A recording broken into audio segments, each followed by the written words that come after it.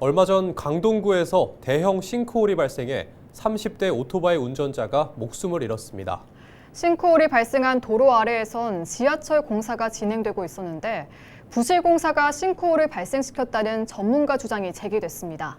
김호 기자의 보도입니다. 서울 강동구 명일동의 한 도로.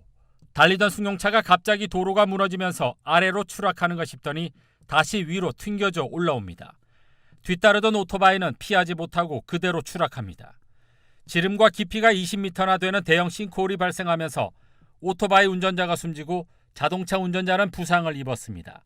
서울시가 사고 원인을 조사하고 있는 가운데 부실 공사가 원인이라는 주장이 제기됐습니다.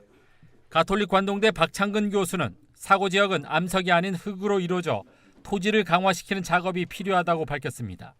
이 때문에 집안을 단단하게 하는 작업이 필요한데 이를 위한 일부 공정이 부실하게 진행되면서 터널 상부가 붕괴돼 싱크홀이 발생했다고 주장했습니다. 지금 강관만 봐갔지 야객을 안 집어넣었잖아요, 그죠?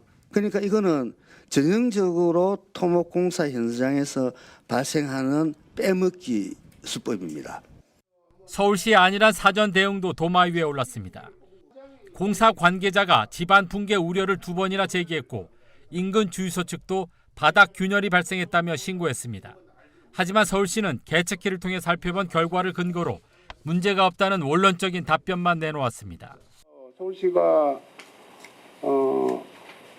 이러한 징조라든가 민원들에 대해서 좀 더 민감하게 움직이고 어떤 책임감 있게 했었으면 사고를 조금 더 미연에 방지할 수 있지 않나 이런 생각이 들고. 싱크홀 사고는 최근 들어 빈도가 늘어나고 있습니다. 지난해 서울 연희동에서 집안 치마로 달리던 자동차가 추락하는 등 최근 10년간 서울에서만 216건이 발생했습니다. 전국적으로는 2,085건이 발생했으며 신고가 안 된 것까지 합하면 수치는 더욱 늘어날 것으로 추정됩니다. 이에 따라 사고 예방을 위한 대책이 시급한 실정입니다. 지하굴착 설계 시공에 대한 좀 기술력 강화를 위해서는 아까 제가 보여드린 지질도 있죠. 요거를 3차원적으로 좀 만들 필요가 있습니다. 너무 복잡하기 때문에 그렇죠.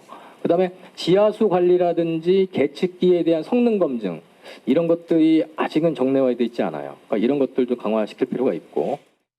이 밖에 전문가들은 일정 규모 이상의 싱크홀에 대해서는 전수조사를 통해 데이터베이스화하고 싱크홀 발생 우려가 있는 공사 현장에 대해서는 매월 안전 점검이 필요하다고 밝혔습니다.